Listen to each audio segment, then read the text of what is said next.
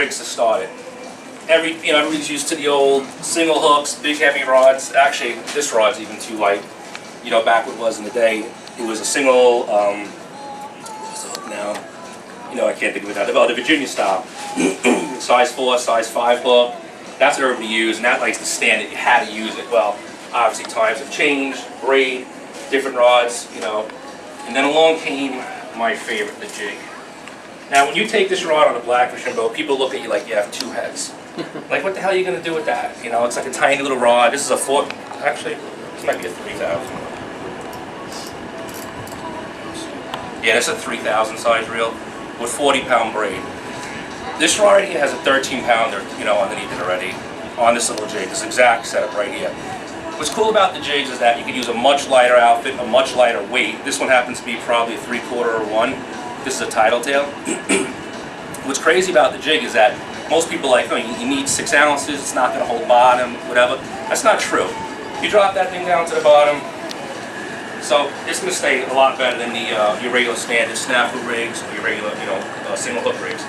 But if this jig does start walking back, that's actually a really good thing because it's mimicking a crab now, walking along the bottom. So if you feel like though, when you drop this down to your structure, it start going, don't worry about it, let it go. And the thing with the jig, there's going to be a couple types of it. Either it's going to pick that up and you're just going to see the line start going out of your reel. You're just swimming. Just lock it up, start reeling, and you have your fish on. Or they're going to pounce on it like a regular Blackfish hit. Whatever, you know, either way, that's how it's going to happen. Most of the ways, you're going to see that line start going, and that's going to have a fish. Now, you guys are in the room, you've been on the boat with me. This right here will outfish this rod 10 to 1, no doubt about it. And it's proof you guys are on the boat. I want to smack you in the head. I don't know what it is, why it just outfishes. It's just the ultimate setup right now for Blackfish. And like, you would never think, like, this rod is so tiny, but the power in it, with the 40-pound braid, a 40-pound fluoro leader, and if you have to go heavier, like the most I would like to go is a 1.5. I really don't go heavier than that. People do the 2.5 ounce jigs. I don't. If I can't do 1.5, then I'll go to the standard rigs. Yeah, but you also have a piece of crab on it too, so it adds It is a crab, yeah. Ounces on. Yeah, there is crab on it, and you don't jig it. Like, people think it's a jig that you're going to jig it. On a North Shore, they do that a little. I mean, the only type of jigging I'll do, I'll lift it and I'll feel for rock. Drop it again. You're not actually jigging like you would a stripe or anything like that. You putting a crab on the end of that? There's a crab, yeah. There'll be a small crab, white crabs, Asian crabs. You know, you basically hook it just like you would the hook. Just take this this hook, put it through one of the leg sockets, out the other. You can take it, pop it a little, get those juices out. It's already cut in half. You really don't even have to do that. You know, a couple shots gets that juice to flow. Get that to the bottom. Once it's to the bottom, you can shake the rod a little, give it a couple taps, and now you're forming a little chum slick on the bottom, and that'll get them coming to it. So that's one way of doing it. Check that rod out, Jim? Sure. You can pass it around.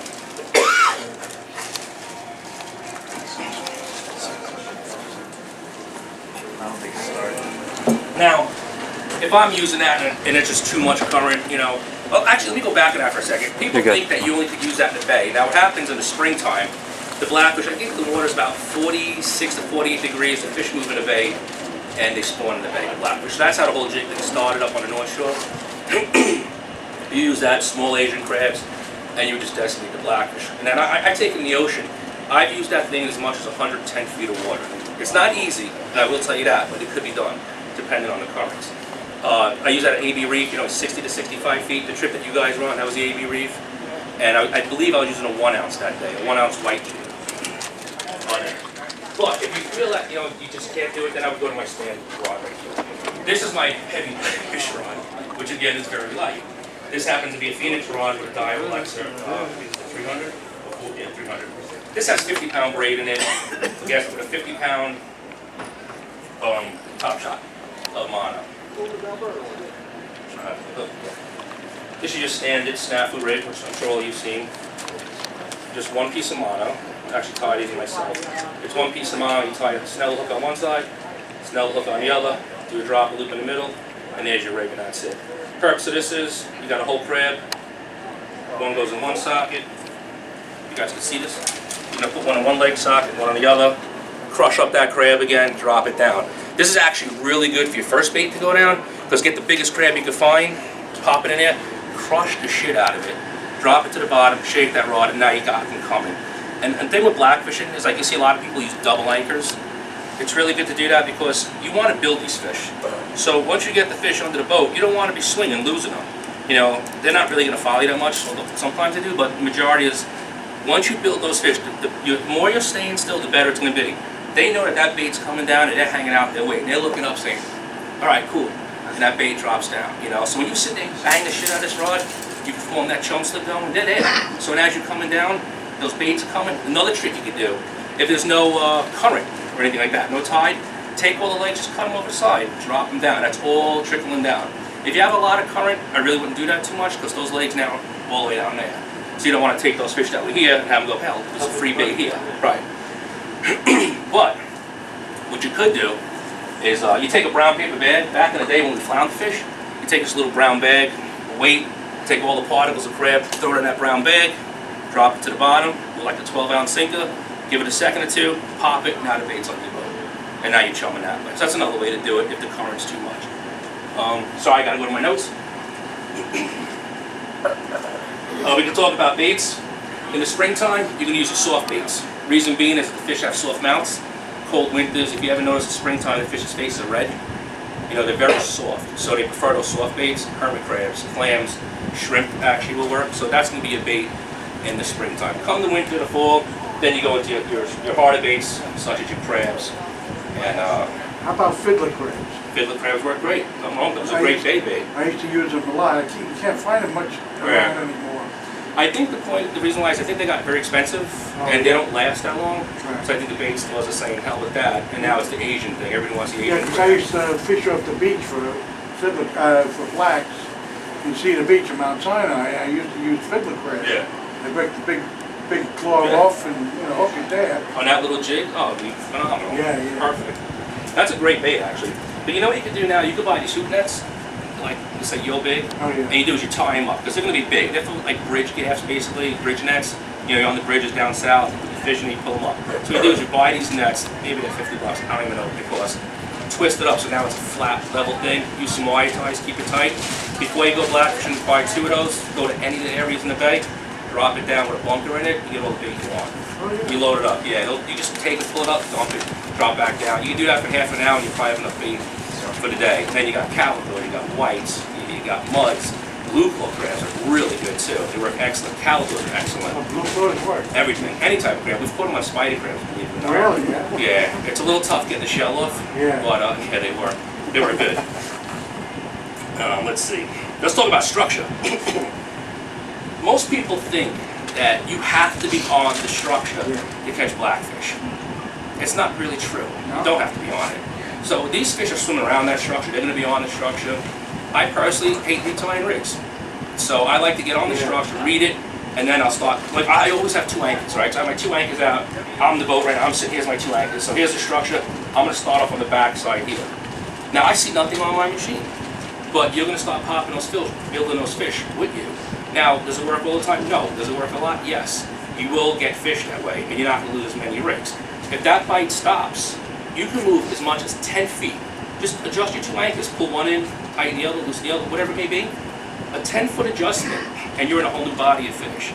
And you're going to start banging fish again. So it is kind of weird how this fish is. Nobody really knows them. I don't know what they do. Crazy Alberto probably knows. I don't know. But How far off of the structure are you? oh, you're close. No, you're close, but you just get it off the machine, so you'll see it, you know, back off a little. And you'll still get snagged. You'll feel it. Also, you have a better chance of fighting these fish with that light rod too. You know, there's less chance of them getting you rocked up in that structure. But really, I mean, and you can try it. You really don't have. That day we were out, John, we were not on the structure. We fished a barge. I went to the current was coming. I guess it was coming from west to east. Yeah, it was coming west to east. We got on the back side of that barge and we decimated them. It was a crazy trip. I think we had like 4 9-pounders or something like that. Was that the 4 of us? That was the 4 of us, Yeah, on jigs. Yeah, it was 10, constant 10s, 8s. He picks up a 13 on the jig rod. On the jig, yeah. But, you know, that was on the back side. It was not on the barge at all. Now, let's say we have weather like this. You know, it's muddy, it's crappy, that bottom's turned up. Now you want to go on a structure because I feel those fish are sight feeders. So when that water's all murked up, they're not really seeing the bait. So the higher you go up, the clearer that water's going to be. So we have structure by us, the wall. You guys familiar with the wall, Land Beach Reef? It's a high structure, so it sits in 65 feet of water. The top piece of the structure is in 45 feet of water. Well, it reads 45. That's the top piece of the structure. So now if that bottom's all murked up, and you're not getting anything, sit on top of the structure now, and those fish can be piled up over there because now they can see it's cleaner water. It's not all that murky garbage that that the storm did. So that's one reason why you want to be on top of the structure. Only problem is you can lose a lot of rigs. You donate a lot of lead and hooks and whatever. Don't fish all four sides of the structure. You're doing the double anchor. It's great. Wreck anchors are good too. The only problem with a wreck anchor, I feel it scares the fish. So if you do a wreck anchor, if you can do it on a big piece, it's a little better. Throw a wreck anchor in and get the hell away from it. Because that thing's rattling and clanking and all sorts of stuff over there. Everyone knows too, like if you snag at the bottom and you see some guy wailing on it, sometimes the bite shuts down a second because they're scared. That weight's getting beat up, but you're trying to pull that snag out. The commercial guys won't do that. This is what they do for a living. They get snagged, crank down, and they pull. When it comes out, that's it. They're not going to scare those fish away, so they won't pounce it. Talked about the whole crabs in the beginning, crushing. That's high. It all depends. It's different every day. I personally like the incoming tide. I think it depends. They might bite on incoming one day, the next day they're going to bite on the outgoing. You see what happens. You got them on the day before that, probably the next day's going to be the same. But you don't know. They're different every day. And sometimes they just bite on a certain part of the time. You can be dead catching nothing, all of a sudden boom, boom, boom, boom, boom. Like, where does that happen from? You'll read them on the machine. So, let's see. Okay, types of bait. So you have your crab baits. Now, types that we use, you can use the chunk, which I like on the jig especially. Cut the crab in half. Some people like the legs on, some people like the legs off. You will see that sometimes they're going to hit that bait without the legs. You go down a bait with the legs on, you don't get touched. Why? I don't know. But it is. It's like try different baits and see what happens. Chunk. Okay, a medallion bait. Medallion bait is basically you're taking a white crab, you're cutting all the legs off, and you just pop the top off. So it's like a little medallion. You get the small little ones. That's a real killer bait for big fish. It works great.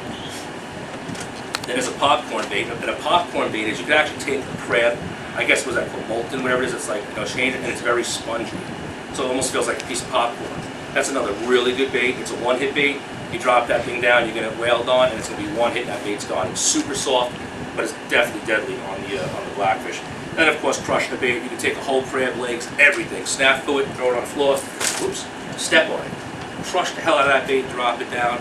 Again, good chum bait, good way to get some big fish, and pop that rod a little. When I mean pop the rod, that weight hits the bottom, get tight on it, hit the back, pop it. That's it's going crazy down there, and it's sprinkling that bait everywhere.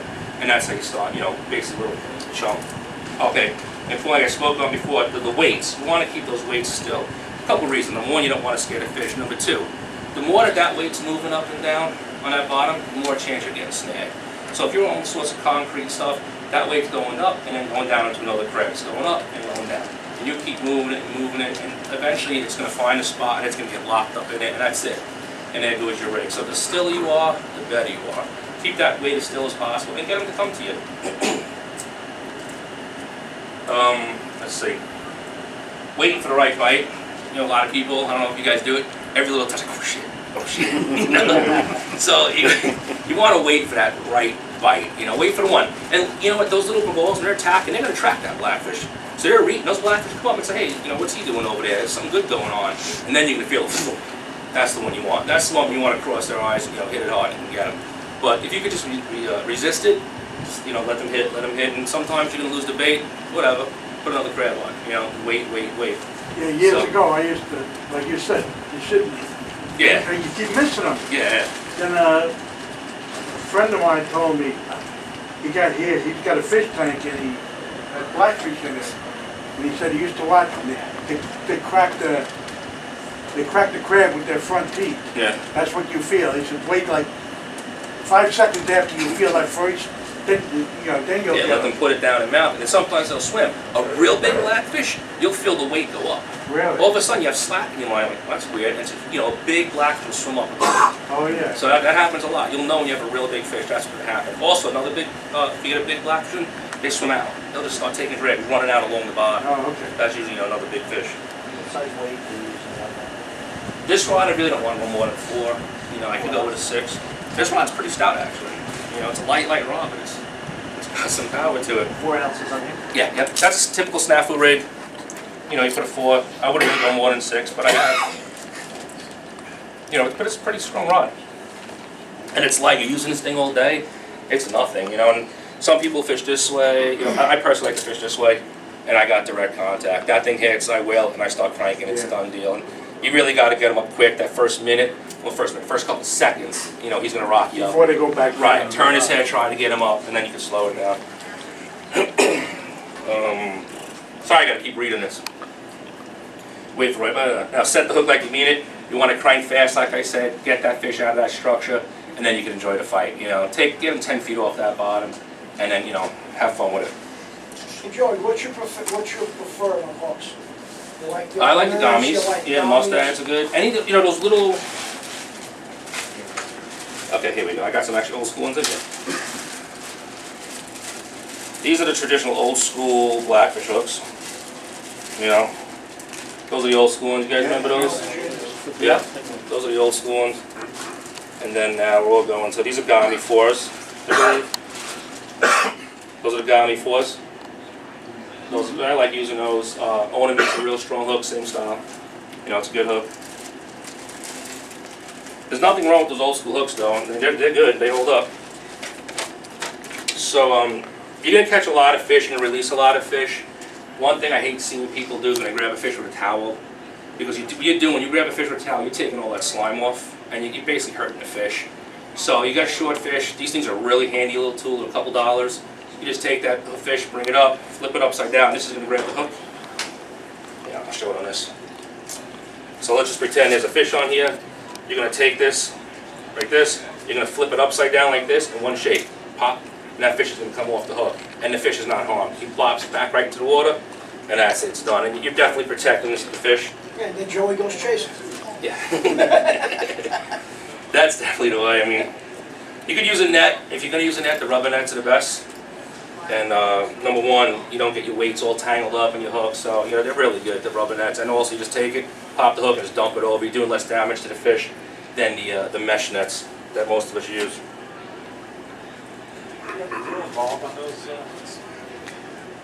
Yeah. On the jig? Yeah. It's in there. What's the came off? Yeah, it's a little one. Yeah, it's small. There's a whole bunch of different jigs you could buy. I got a bunch of, like, just to show you the assortment that I would use. The lighter you are, the better you are. You know. So there's this style right here. And you can see the size of these jigs. They're all really tiny. You know, stuff like this. You probably can't even see it, it's so small. What are the jigs called? Well, this Hooked Up makes a company. I got to show you a package right now. There's, this is Hooked Up jigs. That's the package right there. If you want, you can take pictures. I'll be around here all day. Whatever you need. There's, these are Tidal Tails. This guy's right out of New Rochelle, I believe, making these Tidal Tails. Now get this style too, because there's the one that's like a bean and it lays flat. That's garbage. You want the ones that sit like this, naturally, you know, like that's the bottom gonna sit like that. Yeah, I don't think I have any of the flat jigs in here, but I don't have any flat ones in here. I have flat ones at all. Yeah, those suck. I think there's a jig full. Someone got a jig full around here? Yeah, I got one. Someone's got them. How about mussels? They're good bait for blackfish, right? I'm sure you could use them, yeah. I mean, it's a clam, why wouldn't they eat it, you know?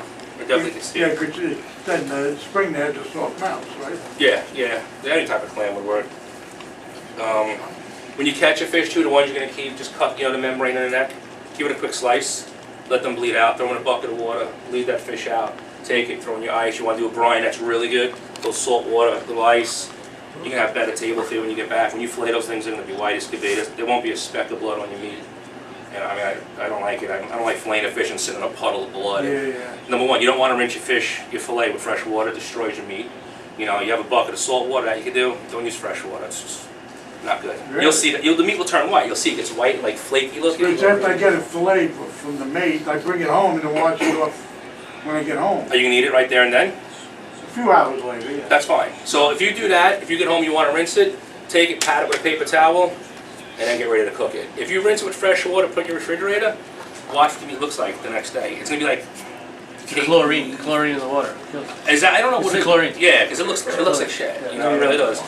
My buddy just gave me a piece of Kobe the other day. I knew instantly he rinsed it with fresh water. Because as soon as you took it out, like, it was like mush, almost like you could take your finger and pull off the top layer of meat. Right, yeah. You know, so you just cut that off, and then you get back to the good firm meat, and then cook that. So I will rinse with fresh water as I'm about to cook it. You know, then I'll do it. It's fine. Pat it dry. Yeah. However you're gonna cook it, whatever. But when you're at the dock, don't sit there. You watch a guy. I mean, he'll flay a striper. You know, it's all blaze with the hose, like he's putting a fire out or something like that. Like it's destroying the meat. And I'll be talking about the spin gear again. Like, you know, it's so much fun to catch them on these rods. And like I always joke around, the tug is the drug. You get one on here, you're gonna be hooked. It's just so much fun. It's a total different fight.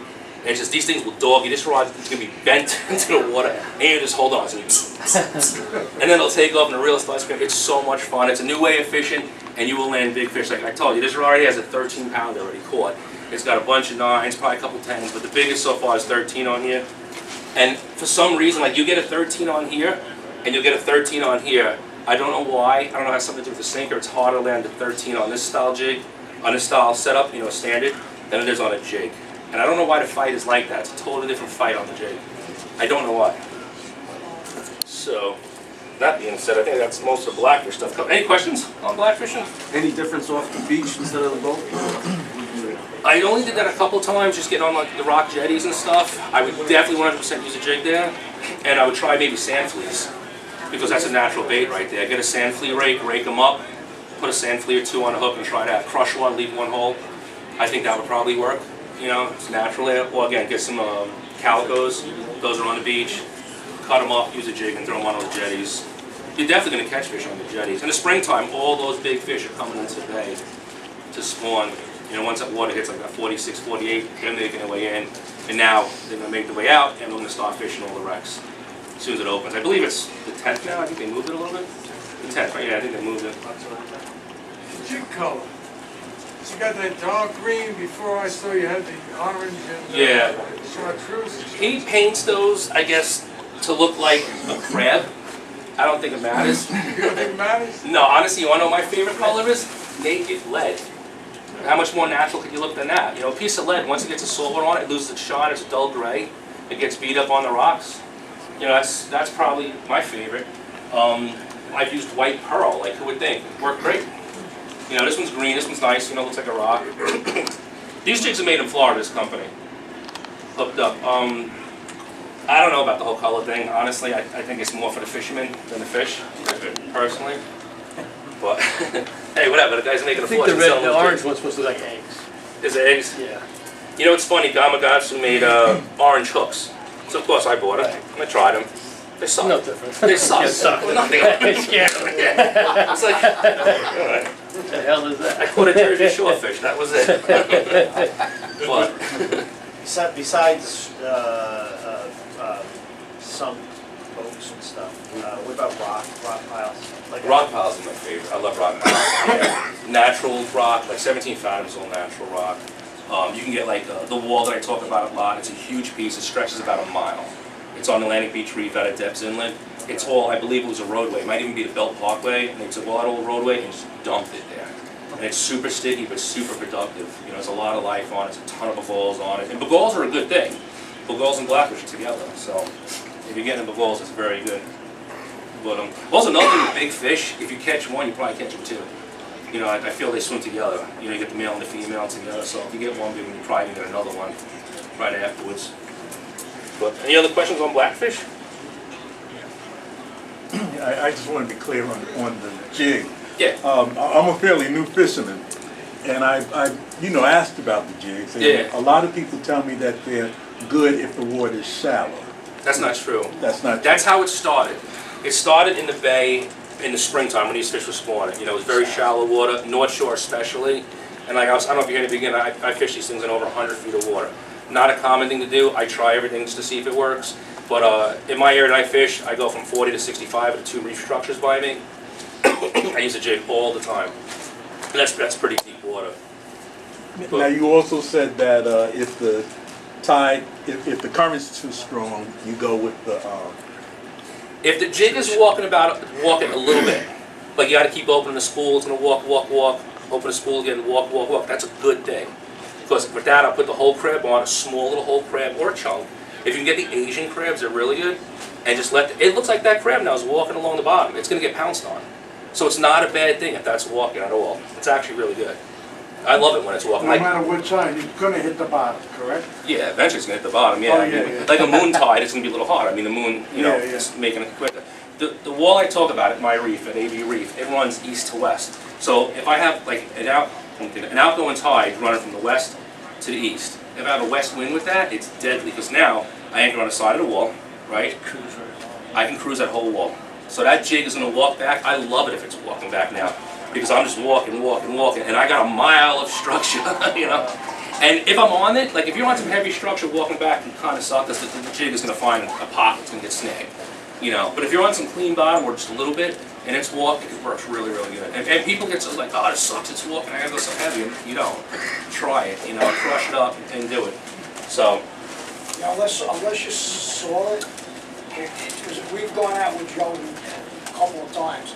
I never thought it was possible. First, he pulls the rod out, I'm looking at him, I'm old school. I got standing, I'm doing 4-ounce sled, and I did well that day. I've never seen more fish, big fish, caught by him. We caught, he doubled us. I mean, it's just incredible. But on that, it wasn't even me, because then Dylan grabbed the rod, and he started. He's like, I can't believe this. You know, it's like, it's just the jig itself. I don't know why. It's a fish catcher. It's crazy. You gotta get jiggy with it, exactly. It works. Every tackle store has them jigs? Yeah, yeah. You can order them online anywhere you want. You know, they're all over the Every place. company makes it now. Yeah, everybody's jumped in on it. He's at a big park fishing station, so they have a load, and we go, we're over big one, that's all, we go out to him, go out the Rockies. And you know, not for anything, you guys who go out with, go out. Yeah. This right here is New Rochelle. This one's made. I can't think of the name of the place. It's Tidal Tails is the company. You can look him up online. You know, he's out of New Rochelle. He makes them. It's a nice jig. It works great. You know, they're a little costly. You know, when you start losing a couple, kind of sucks. But hey, that's fishing. What are you gonna do? You know, a sinking now these days costs a lot of money. But anything else on Blackfish? You're saying in the springtime they come into beta spawn? But Yeah. what about when the water drops again for the fall? Upcoming Well, now they start heading back out. Okay. You know, they say actually they're in the bay the whole summer. Okay. You know, so I'm You not gotta go out diving to really. the ocean again in the No, you can start in the bay, you know, they're making their way out, you can start the bay and get them, and then you start hitting like the local areas and stuff, you know, close stuff, and as the water gets colder, they're gonna go further up, and then eventually 17 fathoms, that 100+ feet of water, that's where it's gonna end. And then once it's like 41, 40, it's more or less done, Okay. you know. But then by that time, the season's closed anyway, you know. And the winter we've been having is so mild, so you know, you really get a good, you know, good season out of it. But definitely start, you know, even in the spring too, you can start with the shallower stuff. So instead of going to the 60-foot depths, go to the, you know, the 30-foot depth wrecks that you have, try in there first. You know, try the tips of the jetties, there's nothing wrong with that. If you have a nice north wind, bridges are fantastic. Meadowbrook, the Big M, there's tons of big fish. Wantor, Atlantic Beach Bridge has tons of big fish. You know, any type of structure. If you've seen some of the spots I fish, you laugh. Like I had a 9-pounder in a guy's backyard off his dock. Just I pulled my boat up, there was some nice structure, I got my side scan, I said, hey, you see all these old poles that are submerged? Threw the rig down, bam, 9-pound blackfish. And, you know, a bunch of fish, but that happened to be the biggest one of the day. Right in the bay, you know, right by Lindell School, any type of structure in that bay, try it. If you see like a rock wall and it's coming down into the water, you know, that rock comes down, so there's gonna be a lot of structure under that water, try it. Throw that jig down, you'd be surprised. You might get a lot of little ones, and then all of a sudden, bam, you know, it's a nice surprise. So, it's so much fun. I highly recommend jigging. It's a blast. But, so, You ever tried putting a knot in the line through a weed? yes, the reason why they do that is so, you know, it pops easier. When you put an overhand knot in mono, it weakens it by 50%. So 40-pound mono is now 20-pound mono. So people will do that. That's a lot of money. Yeah, and also what you could do is you can put a swivel. So you have your thing, you have a swivel, and then you have, you know, 15-pound test. After the swivel, with your weight on it, and you can do that, and it pops. So that's another way people do it. I work part-time sometimes on my buddy's charter boat, help him out, and he does that. He has a swivel, 15-pound mono, and then the sinker. And everything else is 50. So you get snagged. It's real easy to pop that lead off. Look. Any others? I don't know how much time we have left. Let's see what we got here. Yeah, I'm going to be all down.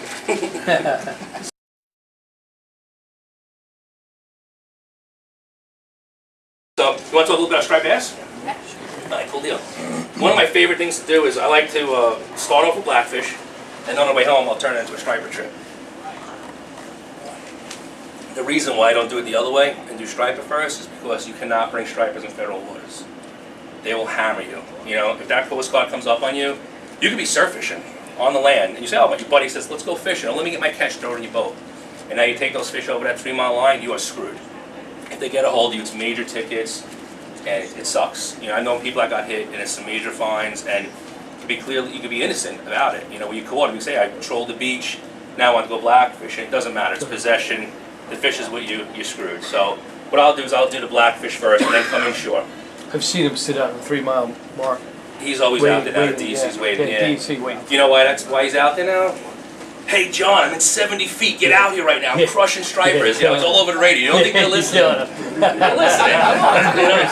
Here's my GPS numbers. Here they come. And you see the green slip? Yeah. He's got your GPS Yeah. numbers too, so. Yeah, here we come. So, this changes, as this changes in blackfish and this changes in striped bass trolling.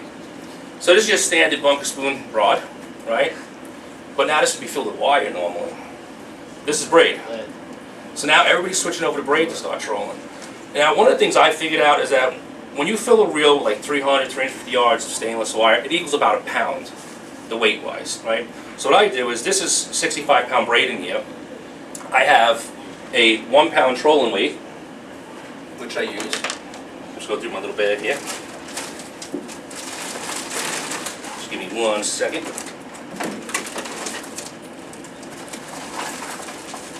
Without getting a hook in my hand. So this is a 1-pound trolling weight. So what I'll do is, this is going to now make up for that wire. I'll use this. Hook this to the swivel on the tip of the rod, and then I'll take 15 feet of mono to here. Right, then I'm going to attach the spoon to that. It does not change the action of the spoon. I don't care what anybody says. You're going to catch just as many fish with that. This is going to get you to the depths. I'll do the exact same measurements I would on wire, but now I'm using braid. It's so much better to fish with braid than it is with wire. Yeah. Reeling a whale. Yeah, exactly. Even though you have this weight on it, just the braid itself, It's not even. it's so much user-friendly. So But much easier. it's a new way of doing it. You pick up one of these. You could even do it without the weight. You could do straight braid. It's going to get you down. You know, you're probably going to sink a little more with the braid and the lead than you will with the wire. But, you know, you figure it out. If you're in 40 feet, you start hitting the bottom, you kind of get an idea where your lures are settling. What weight is that? This is a 1 pound, 16 ounce. I'm sorry, I just threw everything in here, so I got stuff snagged everywhere. Just get a spoon out real quick. So, here's your typical bunker spoon. This one, I custom make these little, simple stuff. Just put some, you put some flashy stuff on it, flashy tape. You know, that thing's going back and forth and it's getting hit by the sunlight. It's sparkling all over the place. So, I always add treble hooks. These are Tony Mojo spoons. Tony sells these with the single side wash hook, or you can get the second side wash hook. I just throw a little swivel on there and a treble hook, and that's basically my spoon that I make, and then put the stickers on there. So let's talk trolling one of these bad boys. When you're trolling, the most important thing is the rod itself. If you're trolling with like a pool cue, you're not really getting the spoon to work correctly. So you want something a little spongy like this rod right here. This is a Daiwa rod. You can see it's a little spongy. This rod is going to tell you everything you need to know. You're trolling. Trish, oh, you got the camera number. Dylan, flip this out. So we're trolling right now, and you see the rod it's going like this. Actually, I'm going to put it back a little. You see the rod going like this. Your spoon's not pumping. What that's showing you right now is your spoon spinning. So it's going shoo, shoo, shoo, shoo. So that's not good. So now you either got to slow down to get it to go right. Now you slow down and you're going to see a nice rhythmic pump, That's how your spoon's going to look. Now you know it's working correctly, not rightly. You guys can hear it, dude. So now you're going to see this. Now you're going too slow. So this rod's going to be your answer to everything. It's going to tell you how fast you should go, and what you're doing wrong, what you're doing right. If you make a spin, a turn, sometimes you'll notice that you get a strike a lot of times when you're doing a turn. People say that's because the spoon sinks and stuff. I don't believe in that. It's because it's a reaction strike. You change the action of that spoon. You did something different when you made that turn, and that's why that bass bit. Of course, you guys all know John Skinner, obviously, right? You watch his videos.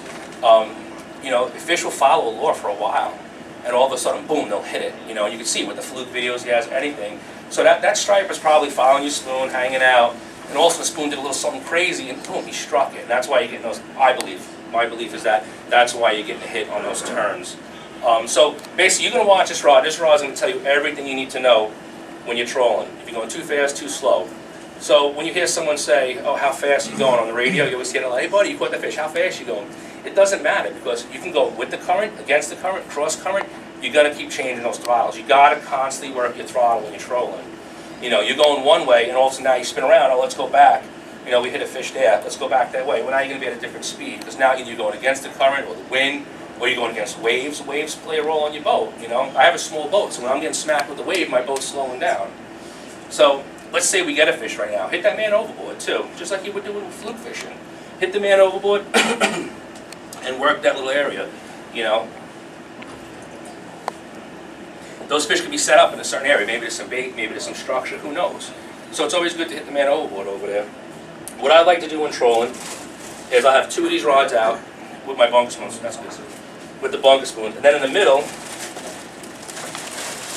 another new craze here is the mojos. So I'm just finding what I want. A lot of companies now are making these mojos. This one happens to be a Tony Mojo one. I'll have those 2 rods on outrodders. You know, guys know what the outrodders are? Things that go on the side with the rods. Yeah, those are really good to have too when you're trolling. So now what I'll do is I'll have those 2 rods out.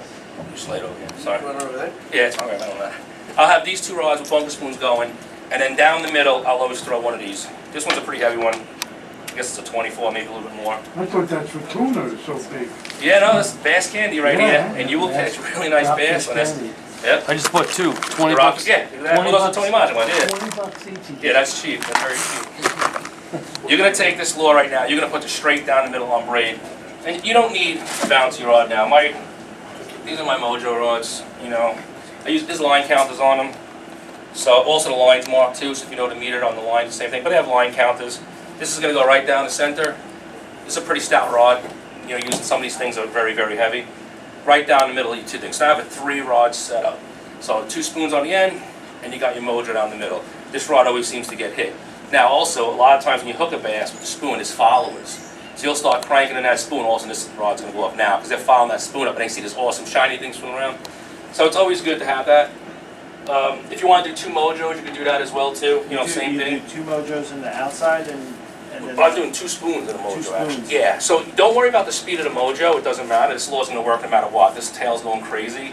This speed's not important. You still gotta pay attention to the spoons. Right. That's the speed you gotta worry about. This is just swimming in the middle as an extra bait, you know, for them. How many feet are you letting out? I forget what I do with this. Depends where you fish, like 40 feet, I think I'm doing like 200 to 250 on this. You know, it's a pretty heavy lure. If you go lighter, then a little bit more on that. 200 feet. Yeah, I'm not sure this one is. I'm guessing this is a 24 ounce. You can feel it's pretty heavy. Just watch that. It's a 24. Yeah. Until I get on. Yeah, it's pretty heavy. So that's going to get you down pretty good. So at 200 feet. That with that other weight, with the 1 pound? No. No, that's not... The 1 pound is used for the bunker spoons. So if you use wire, I'm not using the 1 pound reel. And these are the Wire. tandem ones. They do Yeah, double. yeah. Yeah, so that's going to go down the middle of that rod. And then of course you have your 2 mojo rods working. So that's one thing. So now when you make the turn, like I said, you might get a strike on the turns. That's going to be a reaction strike. Oh, you can take a picture. This is another one. This is a...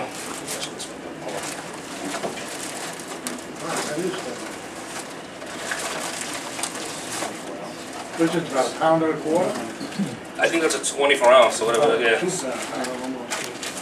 So this one, this is a 32. Now what I did with this one, being that it's so heavy, I actually put a leader on this one. You can go right to the swivel with that. This one is so heavy, I just said, let me just put some leader. This is a 32 ounce, right here. And that's gonna go right down the middle. This one's a rock fish candy, I think this one is. I get there's a billion companies that are making these now. And single, you know. And it's deadly, it catches so many bass on this lure right here. They really do. And using, yeah. Well, there's no What's that? bluefish around anymore, so that's why you can. You'll get a 15 pounder on here, you'll get a 50 pounder on here. It's Big it's ones hit crazy. Yeah, I mean, this catches more big bass now. It's But there's no insane. bluefish around, so now you can Yeah, use those yeah. things. 'Cause Bluefish those around bluefish with these decimate them. A little trick, I do a lot of videos, I don't know if you guys ever see my videos. If this gets bitten by a bluefish, and let's just say it severed it, but didn't take it off, carry a thing of that, like that gel crazy glue. All you do is you take it, pop a little crazy glue in there, hold it for 3 seconds, and it's fixed, right back in the water. Wow. If it bites it off, then obviously there's nothing you can do. Yeah. But if it just, cuts it, and you have a big cut, and it'll screw right back together, it's done. Quick fix on the boat. But definitely when you're using these, bring the extra bodies. You always have your extra ones. You put in eel or something on there with that? Nothing. Nothing, This lure does it all. just like it is. Yeah. It's just basically dummy fish, just throwing in the water and stuff going. That tail's doing everything, It's Yeah, big yeah. and it's shiny, you got all this flash in there. Yeah, Do you yeah. use the umbrella rigs? Nobody really uses umbrella rigs anymore. Montauk still does, the commercial guys. In the fall, umbrella rigs work good because of sand deals. But everybody's mojo now, and plus the bunker we have now is ridiculous. So you're mimicking bunkers, you're mimicking herring. Well, I did a charter one day. The guys with the spoon catching nothing at all. So I came in with a double, this color mojo right here, but the 8/4, smaller one. Ran on the beach in like 25 feet of water, and I started banging bass after bass. Didn't know why. I don't know why I was catching them until I got back and I cut them open. They were filled with weak fish this big. Every bass was filled with weak fish, and that lure looks the exact same profile as that weak fish. So you don't know. Listen, don't be afraid to try things. Get out there, say, and you see what's going to happen. It doesn't hurt. Just try. If it works, great. If it doesn't, no big deal. You didn't lose engagement. It doesn't matter. But just get my little notes here for a second. Talking about like with the wire, you're going to mark the wire. So you ever see the telephone wire? That's how you mark the stainless and the Monel. With this now, with these braid outfits, you could use the line counter reels like these are, or the braid itself is marked now. So every 30 feet, I believe, this line's going to change color. But it's pretty simple. You just reset it, let it out, and now you know exactly where you are with the line counter. So these are fun little setups to use. And again, you're not beating yourself up with the wire. It's good to get a belt. You can buy one of those cheap little belts from Bass Pro Shops for like $20. They're on sale right now, I think. Little Bass Pro plug. So, little belt, you put that belt on, it saves it. You have to stick between your, sorry ladies, your man stuff. It's not comfortable for women either. You definitely, that belt helps. You put it in there, and now you support, you're good, you're not going to hurt, you start cranking away. You don't want to do too much pumping with the wire. Even with the braid, now you don't want to do too much pumping. You got to realize you got a huge spoon hanging out of his mouth. And let's say this fish only has this in the lip right here, this one little hook in the lip. You're pumping this thing's going like this and going like this, and you got a 16-ounce trail weight doing the same. You're making that hole huge in that fish's mouth. You open it up, and now that hook, any slack, that hook's going to fall right out, and there goes your fish. And it happens all the time. So basically, you just want to keep solid pressure. You want to keep the rod at basically, I guess this angle here would be 45. Keep the bend in the rod constant, and just crank and crank and crank. And that's how you're going to get these fish I in. see a lot of fish get real and Yeah, with wire, especially, you don't want to no do matter that. what I fish, I don't move it, I just keep Yeah. cranking. Yeah, you're better off, you're not going to make the big hole in the fish's mouth, so you're better off with that. Definitely just a constant reel, and again, those belts are going to help, and they're so cheap, so. Speed, current, zigzag. Oh, another thing, when you're trolling, like I said, reaction strike, you make a turn, do a zigzag. You're trolling straight, you get nothing, start doing this when you're trolling.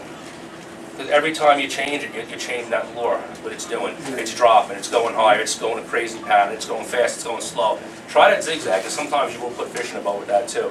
Locate it. I'm just going to read this real quick, so I don't know how much time we have left. If you're locating fish, you got a body fish, hit that man overboard and work that grid. Just keep going back and forth, north, south. If you're catching fish on a north troll, let's say, right?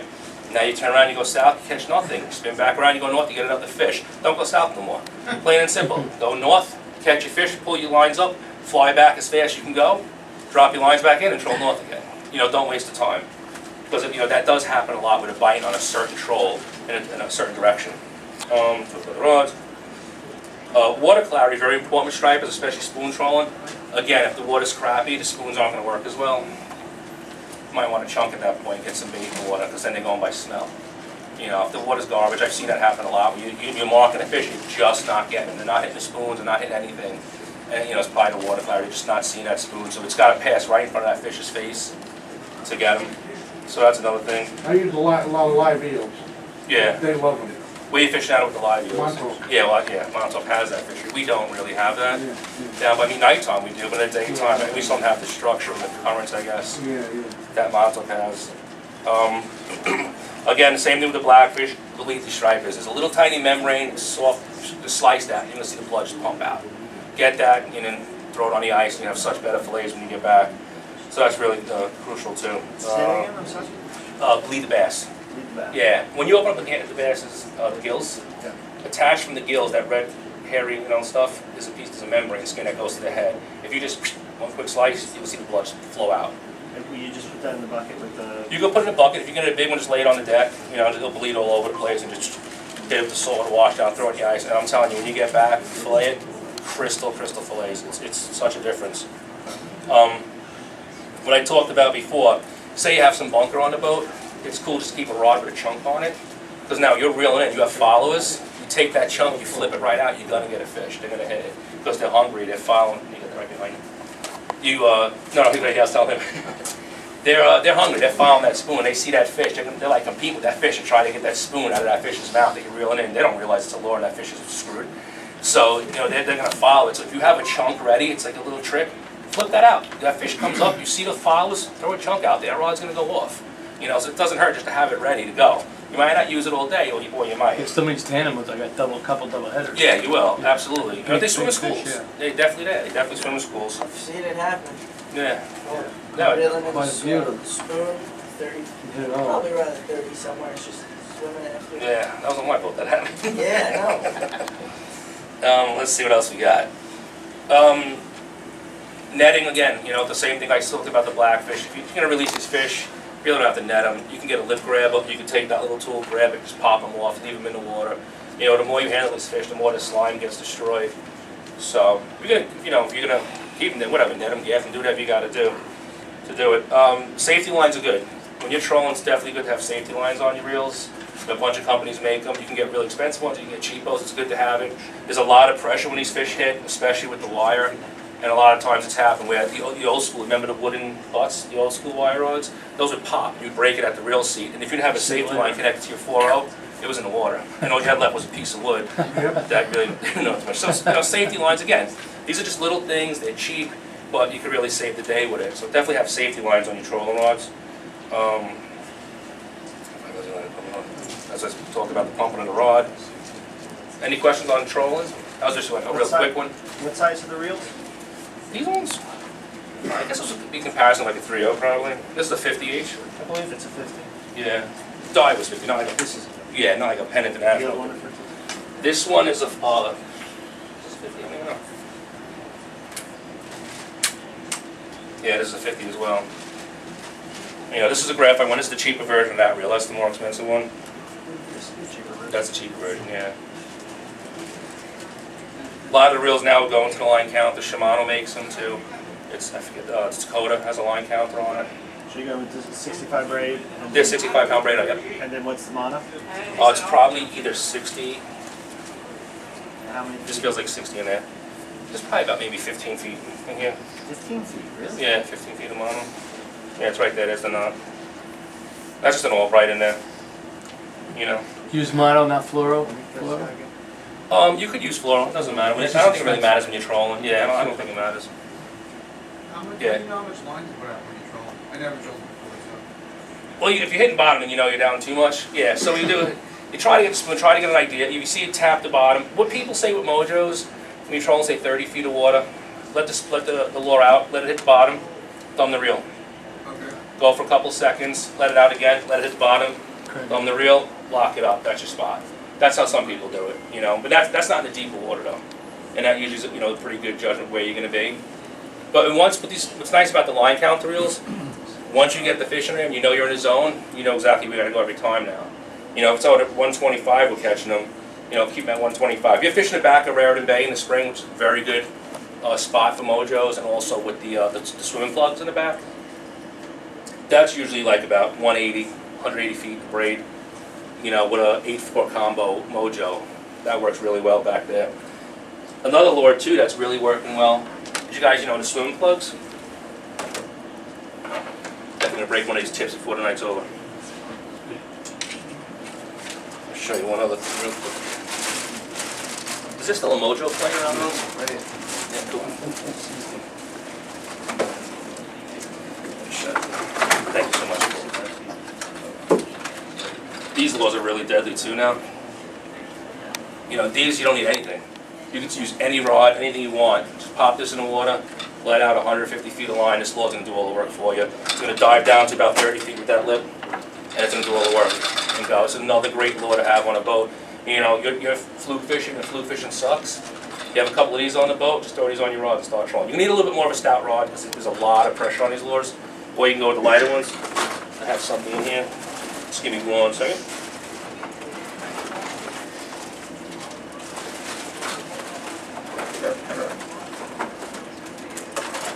Sorry about that. I'm just looking for one little lure I want to show you.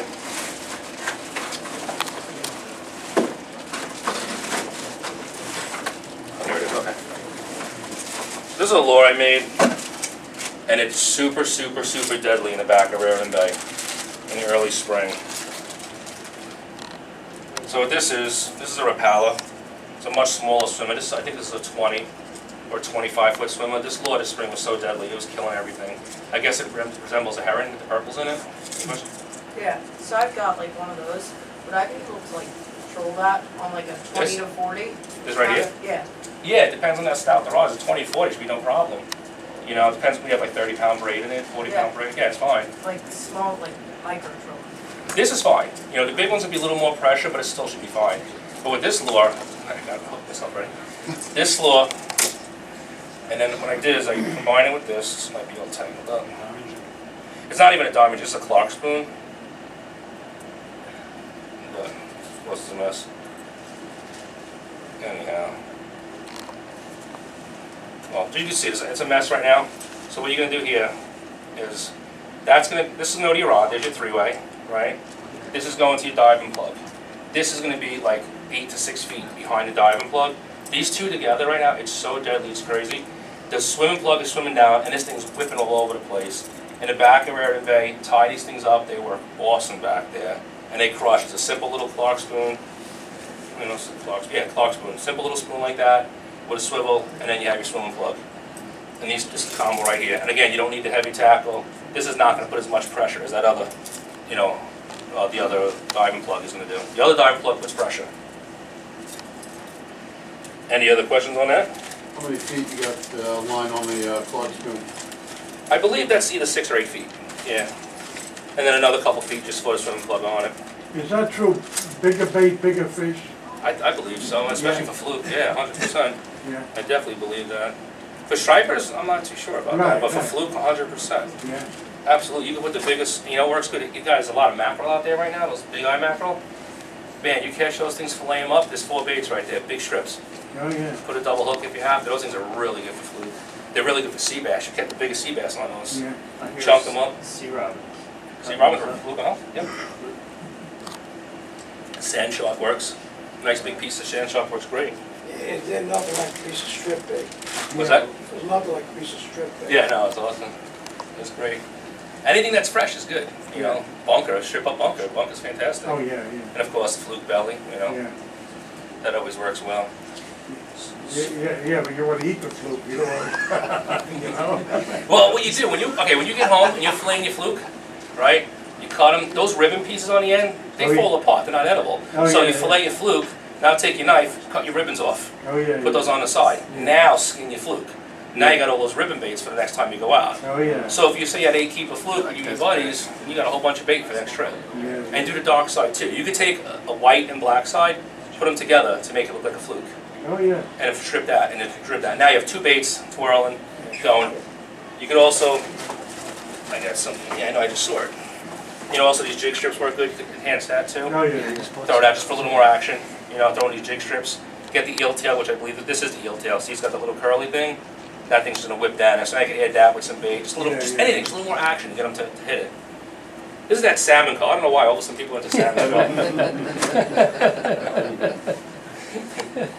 You know, one of the biggest things I've learned in the past 2 years when fishing is using gulp. The gulp is phenomenal. Yeah, it works, but gulp is the son of a bitch because they made the freaking... So they're expensive too. Well, no, they changed the formula so bad now. Like, the original gulp was excellent because you could have, you know, 10, 15 fish on it and it still was fine. You get a couple bite marks, it was fine. The new gulp, a porgy sniffs on it and the tail falls off. Last year we threw everything wet. Yeah, it's garbage now. It's a shame that they did that. They're expensive too. Very expensive. It's $7 like for a little package of 4, and it's just you lose So what do you bait after prefer? bait. What do you prefer? You must have found something else. No, I mean, okay, I'll tell you a little trick. I mean, this is pretty simple. A lot of people know about it. If that gulp tail gets bit off, keep the body of the gulp on, and then take the jig tails take one of these, and this will make up for the action. So you still have the chunk of gulp without the tail, put this on hooks, now you still got the scent of that gulp, and now you got the tail giving it the action. So you kind of save it that way, but listen, the best bait they have is that big, like 6-inch grub tail. It's an awesome bait, but it's mush. I mean, even when you put it on the hook, you can feel it like breaking off. It's so bad. I think it's a 6-inch, yeah, the gulp, got a little twirly tail on it. That bait's deadly. And when you do it, how you rig that is you have your bucktail on your bottom, right? And then you go up about this high, and take a nice drop loop, and then use a 5-0 bait holder Gamakatsu. You know, it's a perfect size hook, and that bait holder is gonna hold it on a little better. Just thread that gulp through it, and you're done. That's it. So now you have your 2 rig, you have your bucktail on the bottom, and you have your teaser about that far with your 5-0 bait holder Gamakatsu, and that's gonna work. And just working it back, and they'll pounce on that. How about pork rinds? Pork rind works, same You thing. can't find them. Yeah, don't, if you find them, you're rich. Yeah, find them. You used to fish with them all the time. Yeah, they stopped doing it, I don't know what the reasons were, but now, these other companies, now, there's 2 companies, there's this one and there's Otter Tails. You know, there's 2 companies now, it's all synthetic, same stuff though. But I like this one better because this has that, you want that twisted tail. You have the straight ones too, but that's great for the stripers, but I think for the fluke, this works better with that tail. What I do a lot of times too, is I'll take 2 different colors. I like to do green and red to mimic that nuclear chicken that's supposedly hot. So I'll take a green and red, put them together, and I'll put them on opposite ways. So now the tails are like this. Oh, yeah. You know, instead of them being together, and now they're going like this, and they're working on the buck. That works really good too. Where are you looking for fluke on the? Right now? Yeah. Right now, structure. Because those fish are moving off. You're going to have to go deep now. There's still some stuff inshore, but those fish start moving out now to go to the continental shelf. So you want to work structure. They're setting up on any type of structure. That's why you hear the cholera banks and the angler banks and the middle grounds, any of those areas where there's that structure. And of course, if you see squid on your sonar fish there, you see a boat working a dragger, there's a reason why he's dragging there. You know, some bait there, some squid, whatever it may be. So, I don't know if somebody else has any. I noticed the Jersey guys, they put those big spoons when they're doing fishing for fluke. That's M3 Tackle makes those. Yeah, that's something new.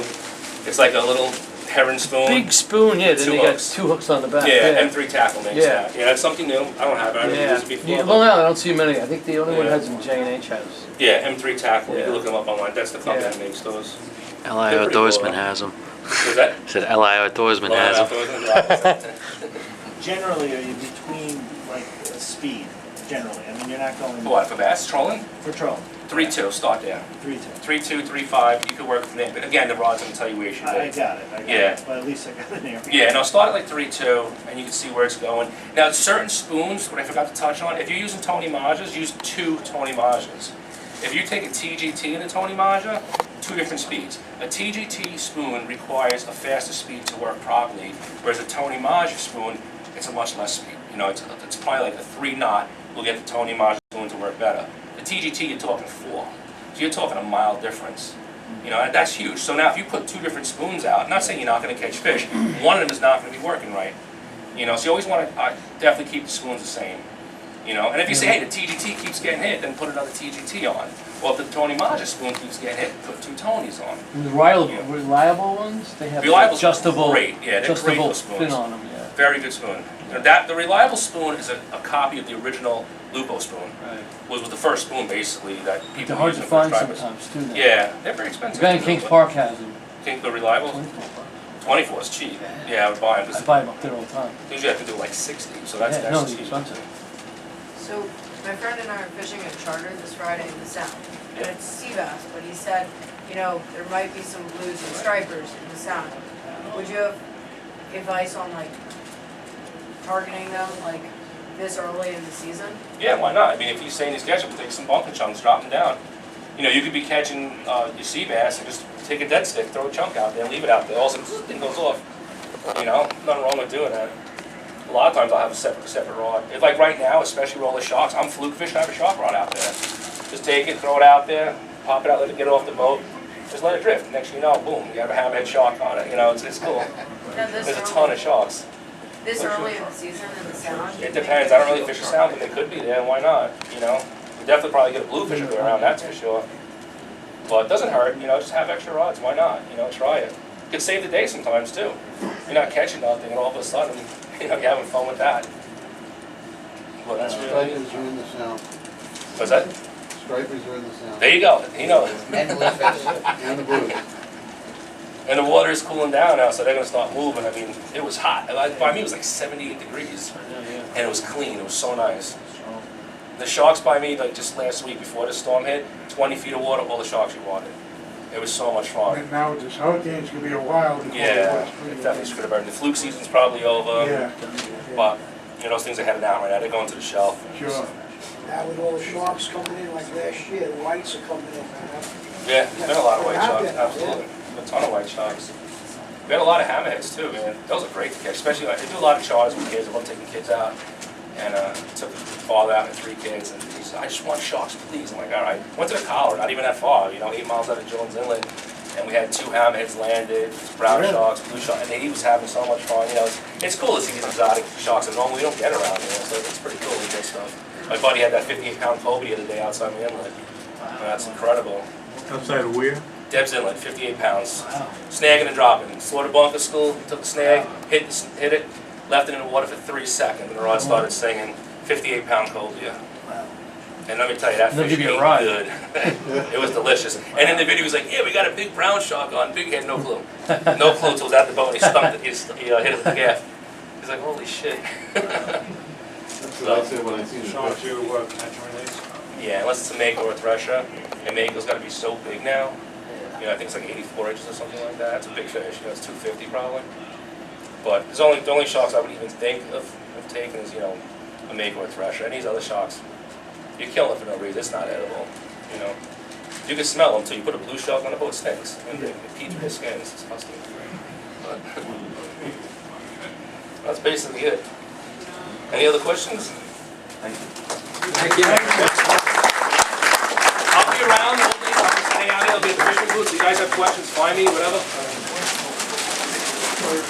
Thank you, guys. Yeah, thank you. You do charter. I love this one. Thanks.